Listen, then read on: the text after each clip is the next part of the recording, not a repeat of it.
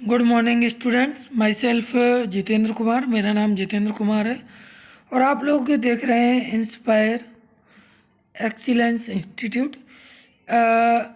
चूँकि मैं शुरू करूं उसके पहले आप सभी से मेरा एक निवेदन है कि आप हमारे चैनल इंस्पायर एक्सीलेंस इंस्टीट्यूट को अधिक से अधिक सब्सक्राइब करें। अगर आप TET, C TET, R O, A R O, P G T, T G T, L T grade, G I C प्रवक्ता, वीडियो लेखपाल एवं अन्य कंपटीशन एग्ज़ाम की तैयारी कर रहे हैं तो इसके लिए आप हमारे चैनल को इंस्पायर एक्सीलेंस को अधिक से अधिक सब्सक्राइब करें, वीडियो को अधिक से अधिक शेयर करें, लाइक करें और लोगों से भी कमेंट करवाएं, शेयर करें, लाइक करें। आज हमारा जो टॉपिक है वो कोर्डेटा के अलावा कोर्डेटा को दो समूह में बांटा गया था, जो है उन समूह के विशेष लक्षणों या मतलब जो कॉमन फीचर्स हैं उनको लेकर के आज हमारा जो वीडियो है वो है।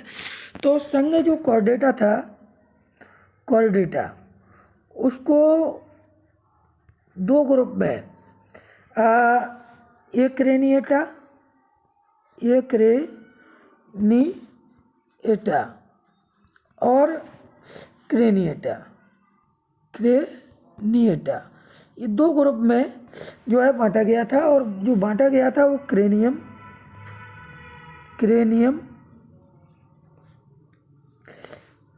ठीक है, वर्टिब्रल कॉलम यानी कि कशेरुक दंड और अपेंडेज या उपांगों की स्थिति के आधार पर बांटा गया था। तो आज हम जो पढ़ेंगे वो एक रेनिएटा पढ़ेंगे और इसके सारे सब फाइलम्स को पढ़ेंगे। तो हम देखते हैं कि जो है एक रेनिएटा को हम प्रोटोकॉर्डेटा भी कहते हैं। क्या कहते हैं? प्रोटोकॉर्डेटा कहते हैं। इस समूह के जो जंतु होते हैं, सारे जंतु, ऑल एनिमल्स आर स्मॉल, वो छोटे होते हैं और सारे के सारे जंतु समुद्री होते हैं, मैराइन्स होते हैं। ऑल एनिमल्स आर मैराइन्स भी होते हैं। ठीक है, चूँकि बहुत इम्पोर्टेंट टॉपिक है तो इस पर चर्चा होना बहुत ज़रूरी भी है। सारे के सारे जंतु कैसे होते हैं? मैराइन भी होते हैं।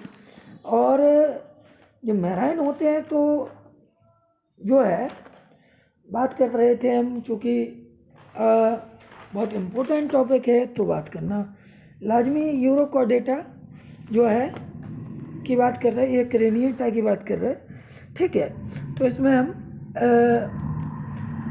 जो है सारे के सारे जंतु जो है एक रेनिएटा कैसे होते हैं? मैराइन होते हैं और छोटे होते हैं। साथियों देखिए, मैं आप सभी से फिर निवेदन करना चाहता हूं कि आप हमारा मनोबल बढ़ाइए। हम आपको बेस्ट से बेस्ट मटेरियल उपलब्ध कराएंगे और आपका सिलेक्शन हो सके ऐसा मटेरियल उपलब्ध कराएंगे। लेकिन आप लोगों से बस निवेदन है कि आप लोग हमारा मनोबल मत गिरने दीजिएगा। ठीक है, तो ये पहला लक्षण जो एक रेनिएटा का है वो यही है कि हम क्वेश्चंस भी इससे संबंधित करवाएंगे, लेकिन थोड़ा आप समय दीजिए, क्योंकि भाई पढ़ना है तो पढ़ने के साथ साथ आप लोगों को थोड़ा मेहनत तो करनी पड़ेगी मेरे साथ।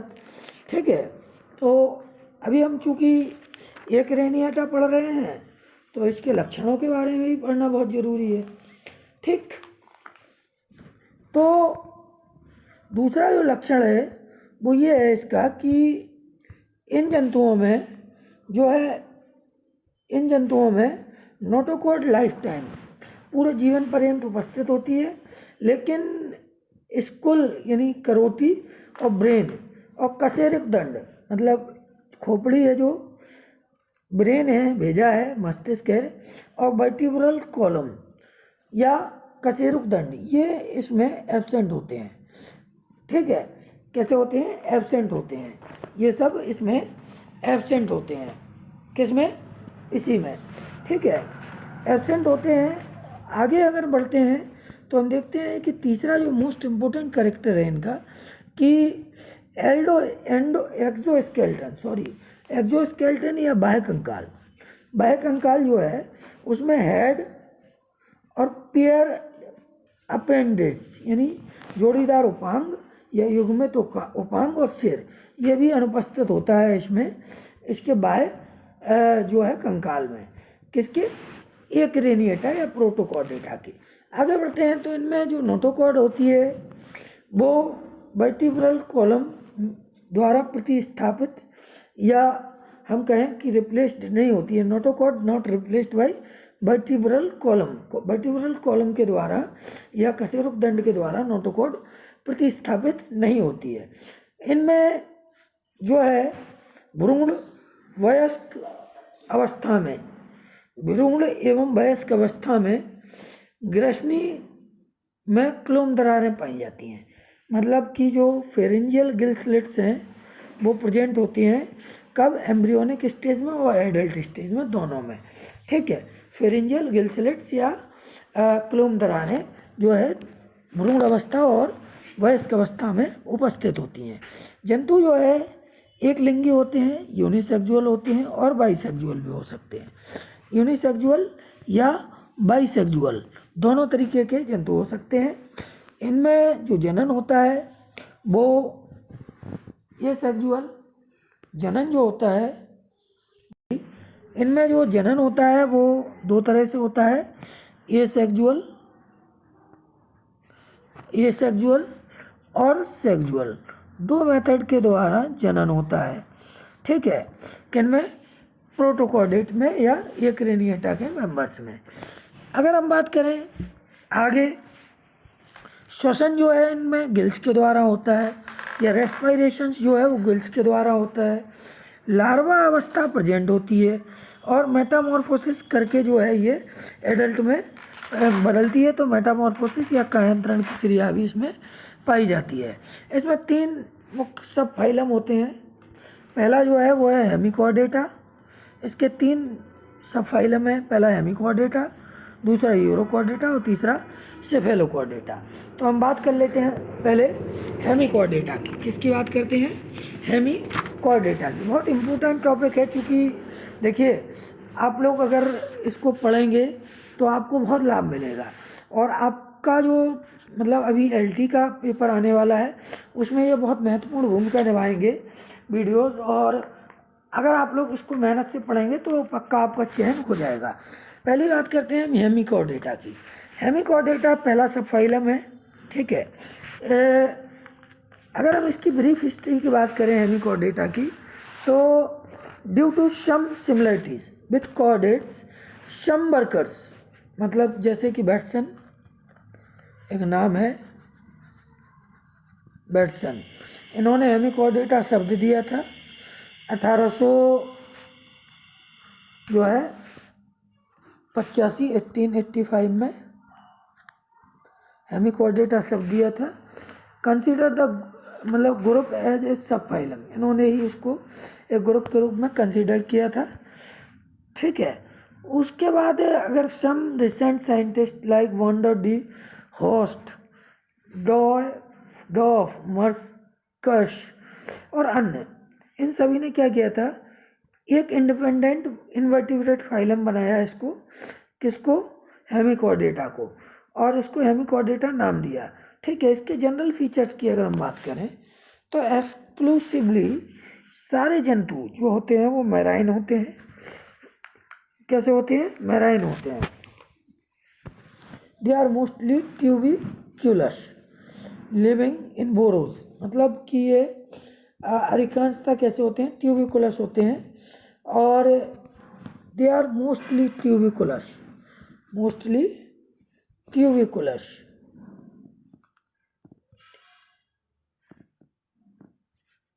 ये ट्यूबिकुलस होते हैं। ठीक है, और लिविंग होते हैं, जो छिद्रों में रहते हैं, और सारे के सारे जो है मैराइन होते हैं, समुद्री जल में पाए जाते हैं। ठीक है, इसके अलावा आगे जब हम पढ़ते हैं तो इनकी जो बॉडी है वो सॉफ्ट बर्मी फॉर्म होती है, और जो है इसकी जो सिमेट्री या सममिति होती है बॉडी की जो सिमेट्री होती है, बॉर्म लाइक ये होते हैं। कैसे होते हैं, बॉर्म लाइक होते हैं। बॉडी जो होती है वो बॉर्म लाइक होती है। ठीक है, बॉर्म लाइक होती है, सॉफ्ट होती है या वर्मी फॉर्म होती है। कैसी होती है, सॉफ्ट होती है या वर्मी फॉर्म होती है। ठीक है, और ये छिद्रों में रहते हैं। इनकी जो बॉडी होती है वो 3 भागों में बटी होती है। कितने भागों में बटी होती है? 3 हिस्सों में बॉडी जो है वो 3 हिस्सों में बटी होती है। बॉडी 3 हिस्सों में बटी होती है, प्रोबोसिस, कॉलर और ट्रंक। अगर हम हिंदी में बात करें तो सुंड, कॉलर और धड़, इन 3 चीज़ों में बॉडी बटी होती है, शरीर बटा होता है।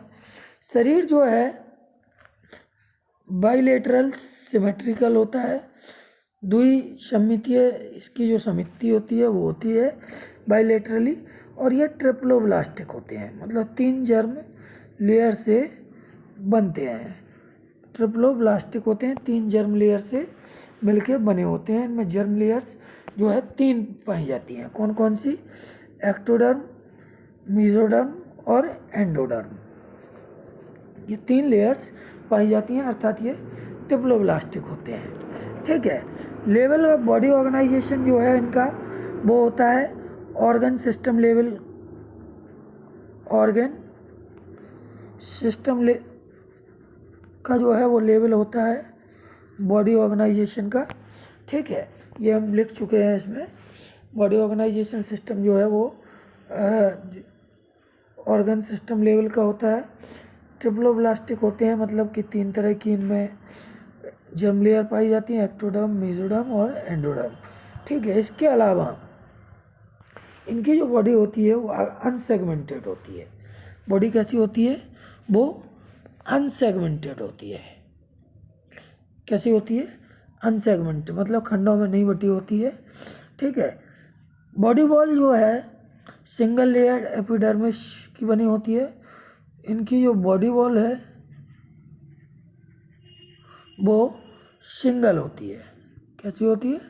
सिंगल एपिडर्मिस लेयर की बनी होती है। बॉडी जो होती है,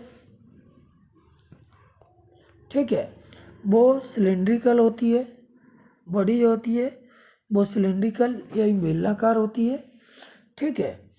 और एंटीरियर यानी अग्रभाग में प्रोबोसिस में बटी होती है, मिडिल कॉलर में, और पोस्टीरियर ट्रंक में बटी होती है। आगे अगर हम बात करें तो डाइजेस्टिव ट्रैक्ट की बात कर लेते हैं, लेकिन उसके पहले हम सीलोम की बात कर लेते हैं। हेमिकॉर्डेट जो होते हैं वो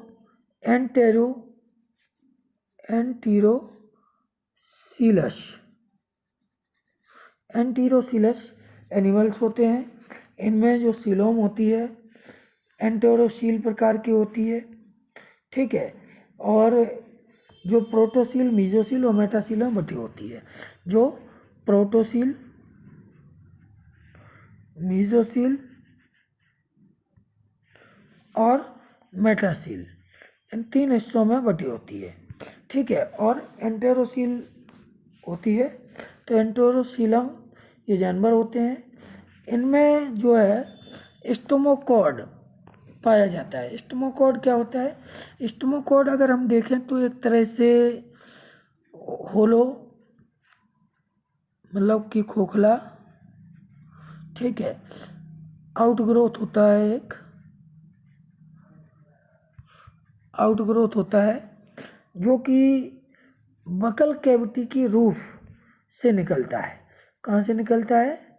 बकल कैविटी की रूफ से निकलता है, छत से निकलता है। इसीलिए इसको हम जो है स्टोमोकॉर्ड को जो है हम लोग बकल डाइवर्टिकुलम भी कहते हैं। और ये प्रोबोसिस में पाया जाता है। किस में पाया जाता है? बकल डाइवर्टिकुलम भी कहते हैं इसको, डाइवर्टिकुलम। और ये प्रोबोसिस में पाया जाता है, सुंड में पाया जाता है। ठीक है। अगर हम डाइजेस्टिव ट्रैक्ट की बात करें तो इनका हेमिकॉर्डेट का डाइजेस्टिव ट्रैक्ट जो होता है वो कंप्लीट होता है, पूर्ण होता है। ठीक है। पार्श्वगुदीय पूंछ यानी ये टेल होती है वो इनमें एब्सेंट होती है, एंटीरियर टेल एब्सेंट होती है। ठीक है। उसके बाद अगर हम देखें तो CNS यानी केंद्रीय तंत्रिका तंत्र CNS की बात कर लेते हैं, केंद्रीय तंत्रिका तंत्र की बात कर लेते हैं, तो नॉन कोऑर्डिनेट के समान होता है। कैसा होता है? नॉन कोऑर्डिनेट के समान होता है। और मस्तिष्क तंत्रिका वलय के रूप में पाया जाता है। जो ब्रेन होता है इनमें हेमिकोऑर्डिनेट में वो नर्व रिंग के रूप में पाया जाता है। ब्रेन जो होता है ब्रेन वो नर्व रिंग के रूप में पाया जाता है। किसके रूप में पाया जाता है? नर्व रिंग के रूप में पाया जाता है ब्रेन। ठीक है। CNS जो है वो कैसा होता है? CNS जो है नॉन कोऑर्डिनेट के समान होता है और ब्रेन जो है वो नर्व रिंग के रूप में पाया जाता है। ठीक है। कैसा होता है? नर्व रिंग के रूप में ब्रेन इनमें पाया जाता है। हेमिकोऑर्डिनेट में नर्व रिंग के रूप में ब्रेन पाया जाता है। अगर हम बात कर लेते हैं जो है इनके सर्कुलेटरी सिस्टम की, तो वो ओपन होता है। खुले प्रकार का सर्कुलेटरी तंत्र या परिसंचरण तंत्र पाया जाता है, या फिर अगर खुले प्रकार का नहीं होगा तो एब्सेंट होगा। ठीक है। ब्लड वेस्कुलर सिस्टम जो है ओपन टाइप होता है। तो open type blood vascular system का मतलब क्या होता है कि usually with a contractile heart vesicle, 2 longitudinal vessels होती हैं इसमें, 1 डोर्सल और 1 वेंट्रल। ठीक है। इंटरकनेक्टेड बाई लेटरल वेसल्स और साइनेसस। ब्लड इज कलरलेस होता है। इनका जो खून होता है ब्लड वो कलरलेस होता है, मतलब रंगहीन होता है। कलरलेस होता है यानी कि ब्लड जो होता है वो रंगहीन होता है। रेस्पिरेशन की अगर हम बात करते हैं तो रेस्पिरेशन जो है गिल्स के थ्रू होता है इनमें। ठीक है। गिल स्लिट के थ्रू होता है रेस्पिरेशन। और एक्सक्रीशन जो है वो सिंगल ग्लोमेरुलस के द्वारा होता है, जिसे हम प्रोबोसिस ग्लैंड भी कहते हैं। क्या कहते हैं? प्रोबोसिस ग्लैंड भी कहते हैं। इनमें जो जंतु होते हैं वो यूनिसेक्सुअल या डायोसियस होते हैं, अर्थात मेल और फीमेल अलग अलग होते हैं। ठीक है। फर्टिलाइजेशन या निषेचन की क्रिया बाहरी होती है, एक्सटर्नल होती है। डेवलपमेंट अप्रत्यक्ष रूप से होता है, इनडायरेक्ट होता है। और ये जो है एक फ्री लार्वा जिसको हम टोर्नेरिया लार्वा कहते हैं उससे ये बनता है। ठीक है। इसके अलावा इसमें कुछ क्लास हैं जैसे कि, लेकिन उसके पहले हमें इसकी क्लास बताएं, उसके पहले मैं इसके और लक्षणों की बात कर लेता हूँ। ठीक है। इसमें जो ब्लड होता है, ब्लड जो होता है वो हम बता चुके हैं कि कलरलेस होता है, रंगीन होता है। लेकिन ब्लड में जो है एक वेनेडियम नामक रेस्पिरेटरी पिगमेंट पाया जाता है। क्या पाया जाता है? वेनेडियम नामक एक रेस्पिरेटरी पिगमेंट पाया जाता है। रेस्पिरेटरी पिगमेंट पाया जाता है वेनेडियम नामक। ठीक है। ब्लड में और जो श्वसन गिल दरारों और शारीरिक सतह बॉडी सरफेस और गिल्स के द्वारा इसमें रेस्पिरेशन होता है, गिल्स या बॉडी सरफेस के द्वारा। ठीक है। एक्सक्रीशन हम बता ही चुके हैं, प्रोबोसिस ग्लैंड या सिंगल ग्लोमेरुलस के द्वारा होता है। आगे हम बात कर लेते हैं तो इसमें जो सेंस ऑर्गन्स होते हैं या सेंसरी ऑर्गन्स की बात कर रहे थे, तो सेंसरी ऑर्गन्स जो हैं वो एपिडर्मस ट्रैक एक जो मतलब सेल्स होती हैं एपिडर्मस की, सेल्स ऑफ एपिडर्मिस की जो सेल्स होती हैं वो सेंस ऑर्गन के रूप में काम करती हैं, सेंस ऑर्गन के रूप में काम करती हैं। नर्वस सिस्टम इसमें नॉन वर्टिब्रेट या नॉन कोऑर्डिनेट के समान होता है। ठीक है। नर्व रिंग के रूप में ब्रेन पाया जाता है। रिप्रोडक्शन हम बता ही चुके हैं, ये सेक्सुअल और सेक्सुअल तरीके से मतलब होता है। मोस्टली सेक्सुअल रिप्रोडक्शन पाया जाता है और दोनों अलग अलग होते हैं, मेल फीमेल। फर्टिलाइजेशन एक्सटर्नल होता है। डेवलपमेंट जो है इनडायरेक्ट होता है मोस्टली। ठीक है। और अगर हम बात करें कि लार्वा, तो इसमें जो टॉर्नेरिया लार्वा है वो पाया जाता है, ये लिखा हुआ है। ठीक है। इसको याद रखना, कि हेमी कॉर्डेट्स में टर्नेरिया लार्वा पाया जाता है। इसकी कुछ क्लास हैं, फिर एग्जांपल्स बता देंगे। तो पहली क्लास जो है वो है एंटेरोन्यूस्टा। एंटेरोन्यूस्टा जो है वो पहली क्लास है इसकी, ठीक है। इसके जंतु मुख्यतः समुद्री होते हैं, फ्री लिविंग होते हैं, स्वतंत्र जीवी होते हैं और फॉस्फोरियल एनिमल्स होते हैं, मतलब कि ये बिलकारी जंतु होते हैं। बिल बनाने की क्षमता होती है इनमें। आहार नाल इनकी जो है एकदम से सीधी होती है, इरेक्ट होती है। माउथ और एनस अपोजिट दशा में होते हैं, मतलब मुख और गुदा जो है वो विभिन्न विरोधी सिरों पर होती है। कॉलर पर रोमाभी या सिलिएटेड आर्म्स पाए जाते हैं, रोमाभी भुजाएं पाई जाती हैं। लोफापोर्स जो है इनको ही सिलेटेड आर्म्स को हम एक और नाम देते हैं। सिलेटेड आर्म्स को हम लोफाफोर बोलते हैं। और ये जो सिलेटेड आर्म्स हैं ये जो है कॉलर पर अनुपस्थित होती हैं, कॉलर पर अनुपस्थित होती हैं। एग्जाम्पल के तौर पर अगर हम देखें तो इसमें बेलेनोग्लोसस या टंग वॉर्म, जिसे हम एकॉर्न वॉर्म भी कहते हैं या प्रोटोग्लोसस भी कहते हैं, मतलब ये प्रोटोग्लोसस तो अलग जीव है। बेलेनोग्लोसस जिसे हम टंग वॉर्म या एकॉर्न वॉर्म कहते हैं वो पाया जाता है, प्रोटोग्लोसस। इसके अलावा एक और जीव भी इसमें होता है, सैकोग्लोसस। ये भी इसका एग्जाम्पल है, किसका? क्लास एंटेरोन्यूस्टा। क्लास दूसरी है टेरोब्रैंकिया। टेरोब्रैंकिया एक क्लास है, टीरोब्रैंकिया भी कह सकते हैं।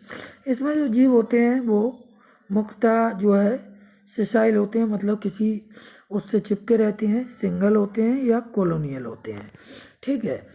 एलिमेंट्री कैनाल इनकी जो है वो यू शेप्ड होती है, किसकी?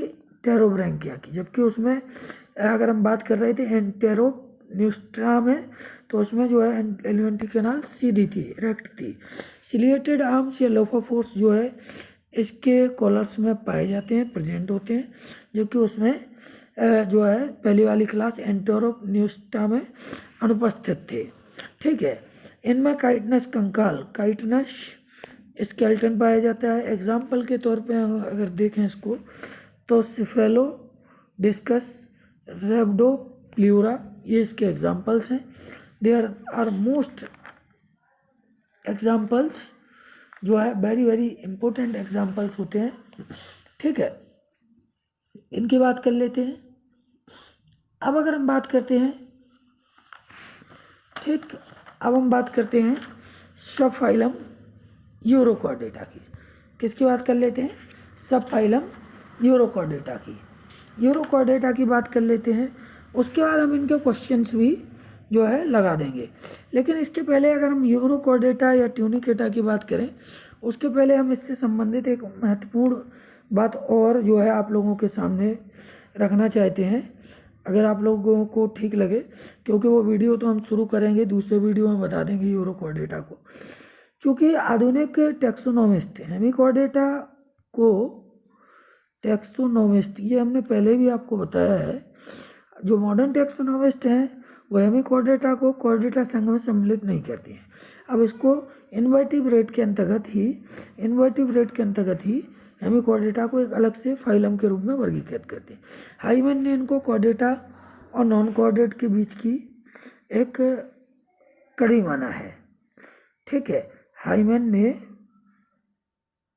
जो है इनको कनेक्टिंग लिंक माना है कॉर्डेट और नॉन कॉर्डेट के बीच की। साथियों, अगर ये वीडियो आपको बहुत महत्वपूर्ण लगा हो, अच्छा लगा हो, तो ज़्यादा से ज़्यादा इसको, चैनल को हमारे को जो है सब्सक्राइब कीजिए, वीडियो को अधिक से अधिक शेयर कीजिए और लाइक कीजिए।